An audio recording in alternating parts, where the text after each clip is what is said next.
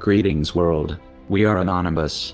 The full wrath of the United States Central Intelligence Agency, CIA, will soon descend upon all of America after the deadliest secret lies of this deep state spy agency currently at war with President Donald Trump, have now been exposed for the entire world to see, and whose next false flag terror attack to cover up their crimes may come as soon this coming week. The international whistleblowing organization Wikileaks released the largest ever in history publication of over 8,000 CIA top-secret documents. Vault 7.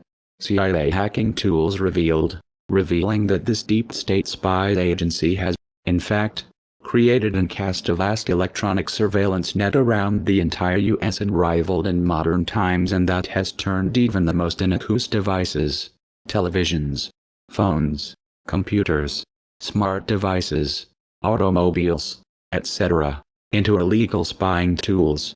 Prior to the release by Wikileaks of these CIA top-secret documents, this organization's leader, Julian Assange, on the 3rd of March, emailed to President Trump's National Security Council, NSC, the encrypted key to unlock Vault 7 where these over 8,000 documents were stored, and that caused Trump to explode in anger less than 24 hours later and accuse former President Barack Obama of illegally having him placed under surveillance. Angering President Trump the most, as well as the FSB, were these top-secret CIA documents revealing that this deep state spy agency had created an exploit to falsely implicate Russia in hacking crimes it had never committed. And didn't he have to do, as these Democrats had already destroyed themselves? The CIA's creation of this exploit designed to blame Russia for hacking crimes was co-created by Google engineers who had, at least, 427 meetings at the White House over the course of Obama's presidency, and that in its final development stage was given to a cybersecurity technology company named CrowdStrike that Google Capital had invested $100 million in. As to what CrowdStrike did with this CIA Google exploit, one must remember that during last year's U.S. presidential election, Wikileaks released what are now called the POTUS emails that roiled the Hillary Clinton campaign due to its many shocking revelations of high crimes and corruption within not only Clinton's campaign, but, also, the entire Democratic Party, DNC.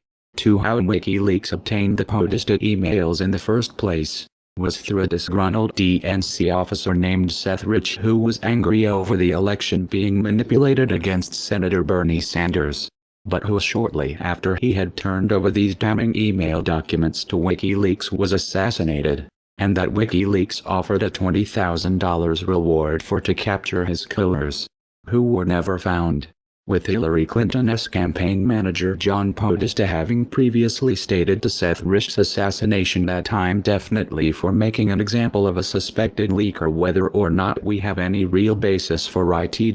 And Wikileaks leader Assange himself saying Russia had nothing whatsoever to do with the hacking of the Podesta emails. There was no doubt within the FSB that this DNC leaker had been killed by Clinton and / or Obama forces for his leaking of these damaging documents. Shockingly, however, on the 22nd of December 2016, barely a month prior to President Trump taking office, CrowdStrike released a report claiming that a tool, exploit, used in the DNC hack of the Podesta emails had also been used, rewritten for Android phones, in malware that appeared in an application used by Ukrainian artillery units, and that this report purported to show that a hacking tool used in the DNC hack had also been used to kill Ukrainians fighting Russian separatists, that they called Fancy Bear, and blamed Russia for creating. In its most simplistic rendering, what CrowdStrike was claiming was that Russian military intelligence created the Fancy Bear exploit to put on the Android phones of Ukrainian artillery soldiers so that when they used them they could be targeted and killed, and that was also found on the DNC computer hack, with the major problem to this outrageous claim being that it wasn't true, and that Ukraine's Ministry of Defense told the world about too. When American computer experts began investigating this incredible CrowdStrike claim that Russia created the Fancy Bear exploit, They noted that this Google-funded cybersecurity company was apparently doing this work for free! ! Didn't he bother to talk to the creator of the Android software, and, at its most basic, created a nearly entirely make-believe report designed to fit a narrative and timeline wished for by the Obama regime? Even more critical to note was that neither CrowdStrike nor the DNC would allow counterintelligence computer experts from the Federal Bureau of Investigation, FBI, to even see the servers to confirm that his fancy bear exploit even existed. But even as this fake news CrowdStrike report blaming Russia for the hacking of the DNC was proved false within hours of its being released, the Obama regime, nevertheless, quickly followed it with an even more fatally flawed fake news report that, in essence, was described as, it merely listed every threat group ever reported on by a commercial cybersecurity company that is suspected of being Russian-made and lumped them under the heading of Russian intelligence services, RIS, without providing any supporting evidence that such a connection exists. One would logically think that with two highly flawed Obama regime Russian hacking reports being completely discredited, this witch-hunting expedition would end.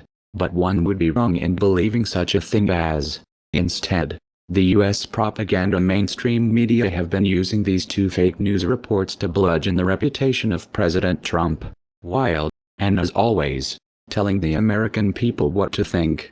And with Wikileaks now proving that the deep state-aligned CIA was, in fact, the creator of this fancy bear exploit meant to discredit Russia, the Obama-Clinton leftist supporting US mainstream fake news propaganda media is, once again, choosing lies over truth, with CNN shockingly not even bothering to inform their viewers of the over 8,000 top-secret CIA documents, and whom, also, when the POTUS emails were released, outrageously lied to the American people saying no one but reporters could read them.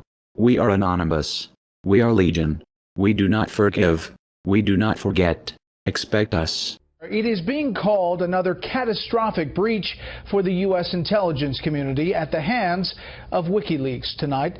Thousands of documents and files on how the CIA uses cyberspace to spy on the bad guys and maybe even some of the good guys, too, using the Internet of Things and devices in homes around the world.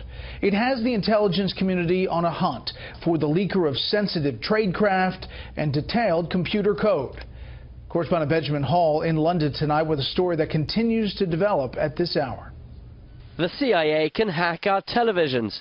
This just one of the many revelations breaking from a new Wikileaks dump of thousands of apparent CIA secrets. Fugitive Julian Assange and his secret spilling organization has posted over 8,000 documents online, which they claim show how government spies can penetrate, infest and control phones, computers, even self-driving cars.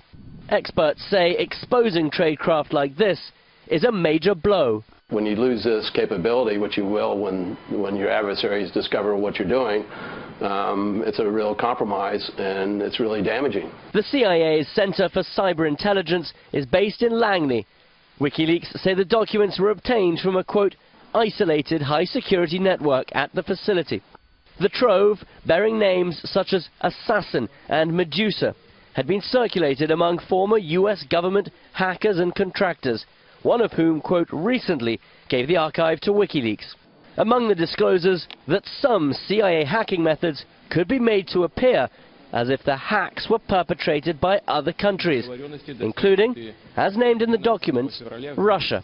Apple was also supposedly targeted, amid claims the CIA has an entire division devoted to hacking Apple products, as well as the ability to bypass encrypted messages.